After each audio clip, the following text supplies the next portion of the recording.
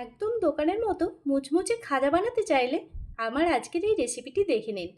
আমি ময়দায় দিয়ে দিলাম একটু নুন, অল্প ঘি দিয়ে ভালো করে মাখিয়ে নর্মাল জল দিয়ে ময়দাটাকে শক্ত করে মাখিয়ে নিচ্ছি। নর্মাল রুটি যেভাবে মাখাই তার থেকে একটু শক্ত ভালো করে মাখিয়ে মোট 8টা ময়দার ডো বানিয়ে নিয়েছি। আর 3 থেকে 4 চামচের মতো কর্নফ্লোর গলানো ঘিয়ে ভালো করে মিক্স করে রাখলাম। এদিকে প্রত্যেকটা রুটি পাতলা করে বেলে নেব। একটা রুটি বেলেছি, তার উপরে দিয়ে দিলাম কর্নফ্লোর আর ঘিয়ের ঘোলানোটা। আবারও একটা রুটি দিলাম, আবারও প্রত্যেকটা রুটি দিচ্ছি আর উপর থেকে কর্নফ্লোর আর ঘিয়ের ঘোলানোটা দিয়ে দিচ্ছি। এভাবে মোট 8টা রুটি আমি পরপর দিয়ে দিয়েছি। এরপর একটা সাইড থেকে রোলের মতন করে একটু করে নিলাম। রোল করে এবার একটা ছুরি দিয়ে সাইড থেকে একটু করে পাতলা করে কেটে নিচ্ছি। দেখে নিন আমি কিভাবে কাটছি, দেখলে আশা করি নিশ্চয়ই বুঝতে পারবেন।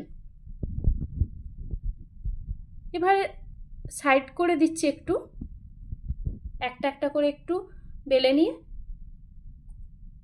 গ্যাসে কড়াই বসিয়ে দিয়েছি আর তেল দিয়ে দিয়েছি। আর এদিকে আমি একটা একটা করে হালকা করে প্রেস করে একটু লম্বা করে দিলাম আর তেলে ছেড়ে দিলাম। এখানে গ্যাসের ফ্লেমটা মিডিয়াম টু লোয়ের মধ্যে রাখতে হবে, হাই একদমই রাখা যাবে না। এদিকে আমি চিনির শিরাটা বানিয়ে নিচ্ছি। 1 কাপ চিনি আর হাফ কাপের মতন জল দিয়ে আর একটু গাওয়া ঘি দিয়ে দিলাম আর দিলাম কয়েকটা কেশর। এতে ফ্লেভারটা খুবই ভালো হয়, আপনারা চাইলে এলাচও দিতে পারেন। এবার খাজাগুলো আমি তেল থেকে তুলে নিচ্ছি। দেখুন কত সুন্দর রং হয়ে গেছে না।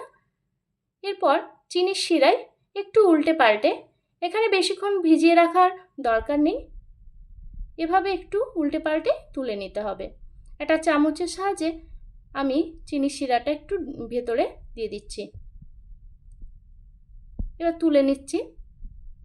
এভাবে প্রত্যেকটা খাজা চিনির শিরার মধ্যে দিয়ে তুলে নিয়েছি। তৈরি হয়ে গেল, খুব সহজেই তৈরি হয়ে যায় এই মুচমুচে রসালো খাজা।